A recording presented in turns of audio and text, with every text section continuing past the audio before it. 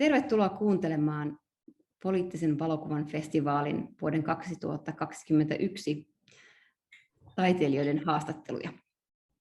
Mun nimi on Tiina Rauhala ja tänään mä haastattelen Francesca Toddea, jonka teoskokonaisuus Sensitive Education, herkkyyden kasvatus, suomennettuna näin suurpiirteisesti.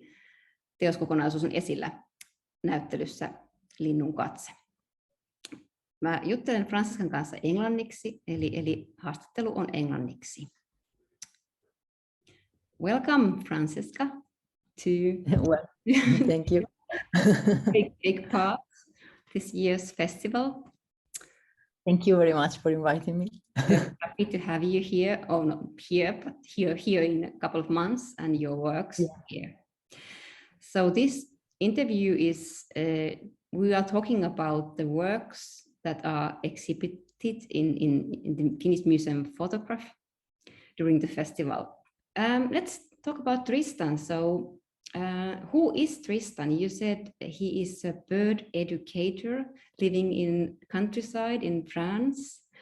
Yeah. So could you tell a little bit about that? What means bird educator? And maybe the second question for that how does Tristan differ from the traditional animal educators? Is there any difference? In fact, Tristan started to work in this ambient of bird education in a traditional way. And he started when he was 18, 19 with eagles. But because there was a little chateau, like a castle, maybe in English, I don't know, where there was the show with eagles, but he didn't like this kind of approach to education of birds, so he left this work really soon, and he started his own way to educate birds. And that was also because when he was a child, when he was 11, he had this experience of he lived next to a forest in their parents' house, and he went to this forest every day, and he discovered that if he stayed still for a long time, animals came over and he could watch them and also interact with them a little bit. So he continued this approach with animals, that is in respect of the rhythm of the other. And that's the basis of his method. And also he studied in a university ecology and ethology and science of the earth. So he mixed up three educational methods that are in particular the imprinting method, that is something discovered by Konrad Lorenz in the 2030, and that's the base of this method is to grow a bird since he is inside the egg. Okay. So in the moment he came out of the egg, he see the first person he see is someone who he will rest attached for the rest of his life, like a parent, like someone to follow. So this really make easy to educate the bird, and that's the first method. The second method was the positive training that is made by playing. There is no education constriction in the education. only by positive things, only by positive and feedback. also and also the third method is a traditional educational method that is made through food. Normally the bird trainer use the food to make them work more. Like you don't give food to them so they can they are hungry and they go to the food, and you are in a part of another of the scene and they go only to go to the food.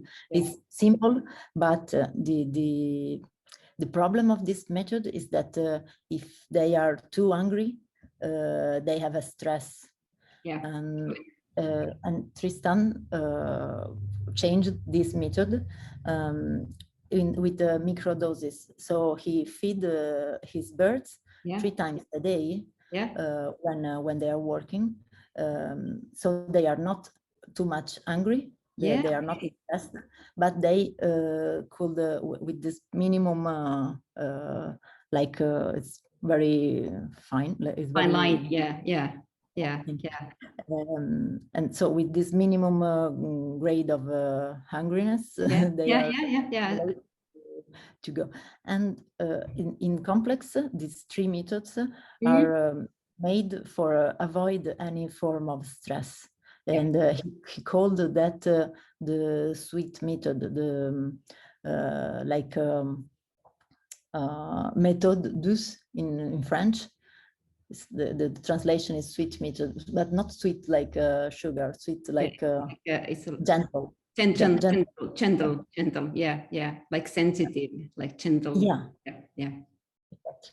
And so the base is to avoid the stresses. There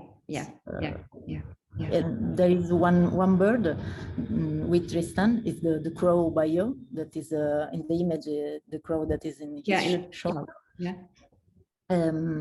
He is with him. I think he has like 16 years now. 16. Okay. Yeah, that's strange because normally the crows that are involved in human activities don't last so long. They are they are fragile because they have heart attack because of stress. And so the longer life of the birds of Tristan is the certificate of this gentle method works. Is it Tristan calls the method like gentle? Is it this your name for the project, sensitive education? Can you, now we can go back for that, but where does that name comes from for the project? It's not the name for Tristan's education method as such, or is it? No. Okay. It has double or triple possibility to see meaning. There is for sure the sensitive education of the birds. That's the method of Tristan, but there is also an education to the sensibility, to a different sensibility that I learned during this project. That is the education to make attention to subtle things like movement, little movements, or position of the body, or intensity of the gaze, that very subtle things that are not so important for us because we have a language and we can understand each other. But for birds, they have a big deal of importance. So I had to learn all this to make attention to minimal things, and that's something that changed also my way of look to the world. And so this sensitive education is also something that was I was educated to that. And also third thing, I had to educate my photography to to show what I was seeing in this condition of it's like another conscience, how can I say it, an alternative way of the consciousness. You see the world in a different way. You have to photograph it, how to show it in a photograph. My next question was that how did your methods change during the time you spent with Tristan and birds? So how did you already mentioned that you needed to change your own sensitivity to the other animals. So can you tell about maybe your method of photographing? How did that in very practical things? How did it change? I asked to Tristan, first of all, how to approach them, and he said me he advised me to give to have a little bit of shy in my gaze. I don't know. Like a little bit, not looking straight. Not straight, but like with the head a little bit. And for him, that was a way to avoid the stress to birds. And for me, it became like a mantra during all the project, this kind of shine in the gaze. And also when I choose the photos after, that also was in my mind, to prefer images that are showing this shy gaze. That's something that you can see also in the book. There is something a little bit melancholic and I don't know, it's not a happy story with many colors. It's something linked to this kind of gaze.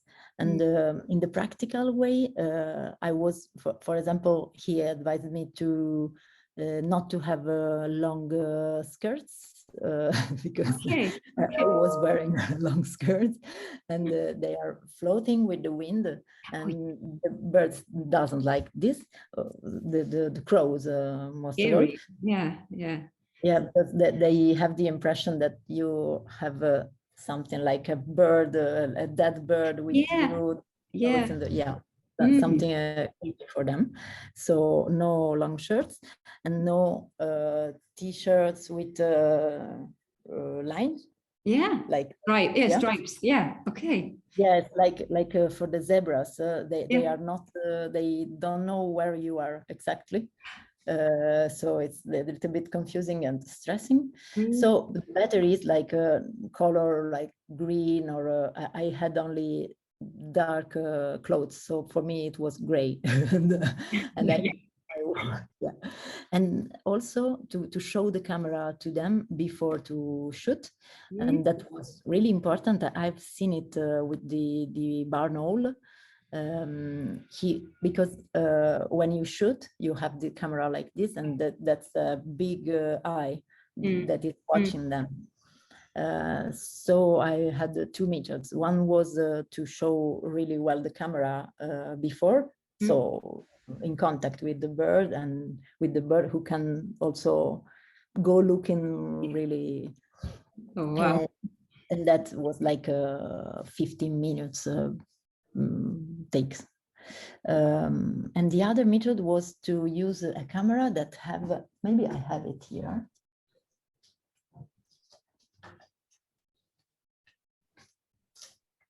Yeah, it's that. That's a Sony Ericsson one I was using for that. And that has the possibility to shoot with that. Oh yeah, from up, yeah. So I was not looking them, but I was looking down. And I was, So your gaze was to down, not immediately to them. Okay. That works with humans and also with animals. So Yeah.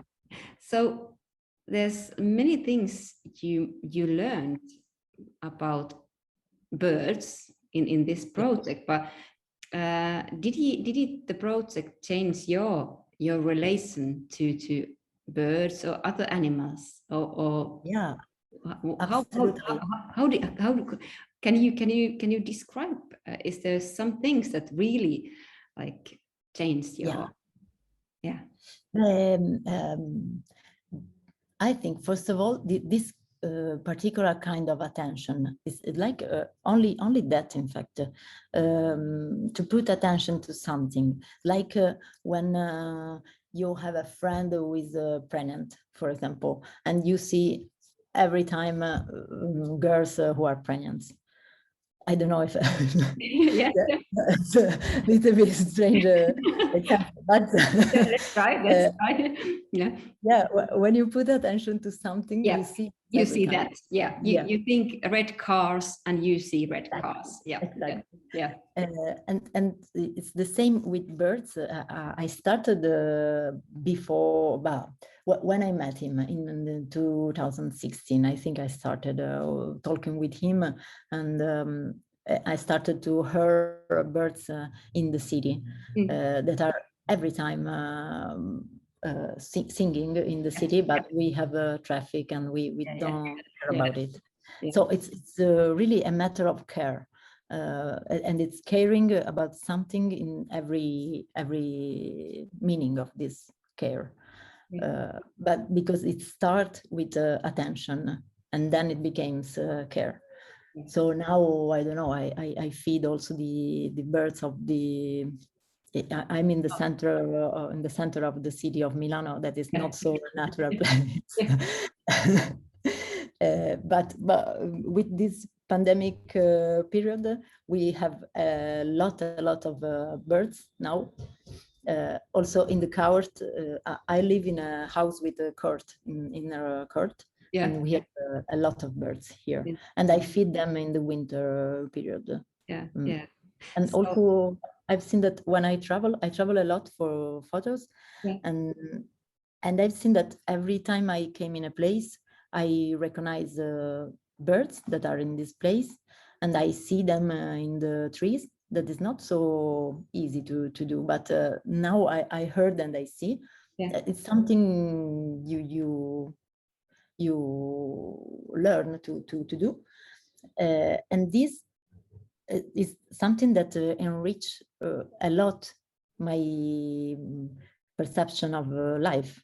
And so for that also this project, I think I went through this project for because I feel that there is the necessity for us to enrich our experience of the world, retracing our relation to nature. So that's so beautiful, the attention that has to start from so small things to open your eyes to see before you can like change your attitudes or anything. I wanted to transmit the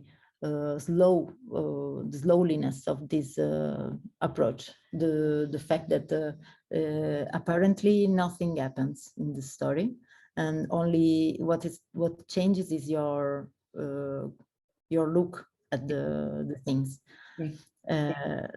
So I think I want to communicate that necessity to slow down to see different things. And after that, I hope that this work could tell to people that there is a possibility to have a relation with animals, because normally there is this division between people who think that we are upon all the nature and we have to feed with animals and wear clothes made with animals, and that's our relation with them. And on the other side, there are people that say that we should have no contact with animals and leave them free in the nature and not to touch them. And I wanted to show that there was a possibility to meet. That was and for sure the birds, that's also the problem, the basis problem of this of the work of Tristan. The birds are not all free. Only the stork who live up on the roof of the house of Tristan, she's free, and also some other birds that are in the forest behind his house. But the birds who works with him for theater or for cinema or in the ornithotherapy in the prison, they are in aviaries. They are in big aviaries. In the forest, but also they are captive. They're not free, and so that's the difficult point. They have not chosen to be there. Every time the animals don't choose to be with us, we decide, but not every time. There are sometimes some wild animal decide to be with us, but for example the stork.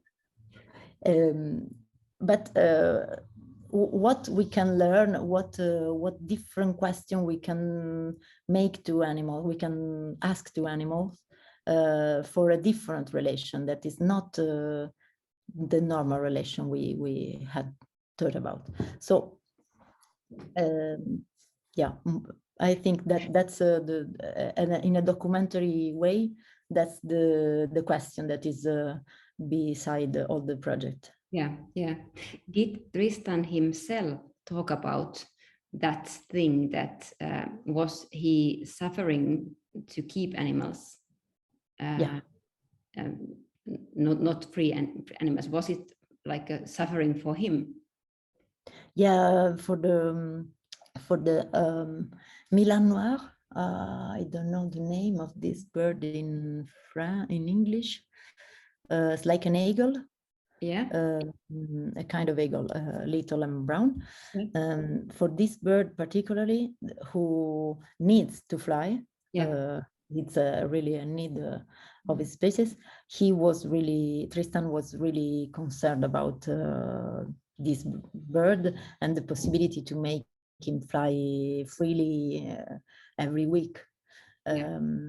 So we tried also one time together, and at the end, he came back, but we were like, there was a little bit of tension for an half of hour because she flew away. So that's normal. He said that every time he goes somewhere. But it's also his work, his way to live. So it's a little bit frightening to see your work that fly away. And at the end, she came back. So and she fled over the hand of Tristan directly. So that was the first time I've seen Tristan happy, because he's never he's not someone I don't know if I can say he's not someone happy, but it's a little bit he's a little bit melancholic person. And the first time I've seen his teeth was smiling. This time with this bird when he came back. He wanted, for example, that was his biggest dream, to work with ornithotherapy. That is something that he do in the prison of Poitiers. He go inside the prison with some bird, and they are normally storks. And but also with Bayeux the crow, and also with pigeons, I think he did. And he searched a contact between prisoners and birds, and see how this kind of contact should be something like to restart the emotional part of the prisoner, because normally prisoners inside the prison don't have an environment that is correct that is helpful for emotions to come out. So that's something. And normally normally they does it with mammals, like the animal therapy. And you mean like animal therapy, like when you are contact with the horse, or horses or dogs, but mammals. And so with birds, it's particular, something new that he is inventing it in the same time he is doing. And that's something that many times he said to me, that's the real thing I would love to do all the time. I can work with theater and cinema, but this is something important to me. In fact, I think the work of Tristan is really to make the bridge between our species and the birds, because he knows them very well, and he can teach to people to be with birds without frighten them.